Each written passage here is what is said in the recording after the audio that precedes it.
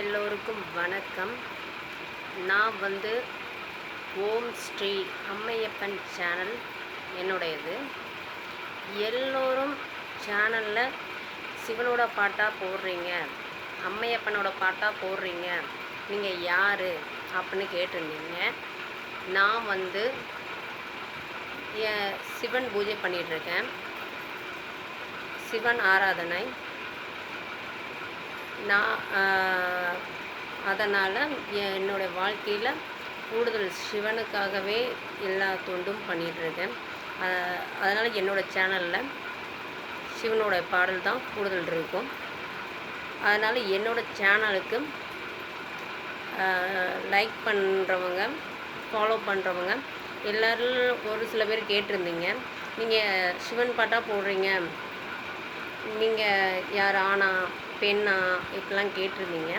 நான் ஒரு பெண் தான். நான் என்னோடய சேனல் என்னோடய குழந்தைகள் ரன் பண்ணிகிட்ருக்காங்க.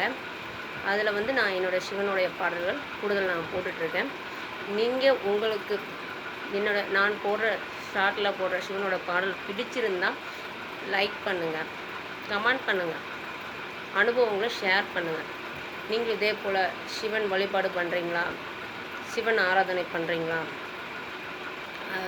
உங்களுக்கு அவரோட சிவனோட எல்லாமே உங்களுக்கு தெரியுமா, சிவன் வழிபாடு எப்படி பண்ணணும், எல்லாமே உங்களுக்கு குடிசில் ஷேர் பண்ணுவேன் நான். ஏன்னா இதுதான் ஃபஸ்ட் டைம் நான் வீடியோவில் பேசுகிறது. கண்டிப்பாக உங்களுக்கு எல்லாருக்குமே என்னோடய அனுபவங்களை எல்லாமே ஷேர் பண்ணுவேன். அது மட்டும் இல்லாமல் சிவனோட ஆராதனை பண்ணுறவங்களுக்கு இங்கே பார்த்திங்கன்னா ஜடாமுடி இயற்கையாகவே வருது. நம்ம யூஸ் எதுவுமே பண்ணுறதில்ல, இயற்கையாகவே வர்ற ஜடாமுடி.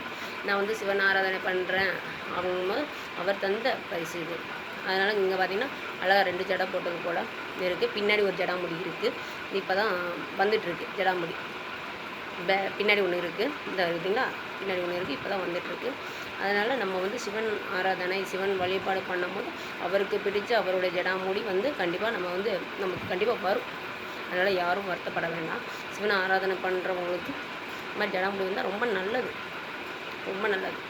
அதனால் நீங்கள் எல்லோருமே முடிஞ்ச வரைக்கும் சிவன் வழிபாடு பண்ணுங்கள். சிவன் கோவிலுக்கு போங்க, அங்கே போயிட்டு யார்கிட்டையும் பேசாதீங்க.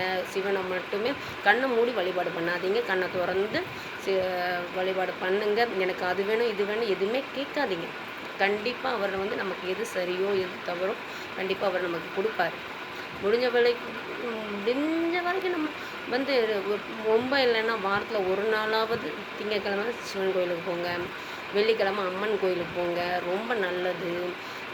முடியலையா வாரத்தில் ஒரு நாள், இல்லை கூடி போனால் மாதத்தில் ஒரு நாள், மாத வெள்ளி இந்த மாதிரி டைமில் போய் குலதெய்வ வழிபாடெல்லாம் பண்ணுங்கள். ரொம்ப ரொம்ப நல்லது. நம்ம குடும்பத்துக்கு ரொம்ப நல்லது. காவல் தெய்வமாக இருக்கிற உங்களுக்கு ரொம்ப நல்லது.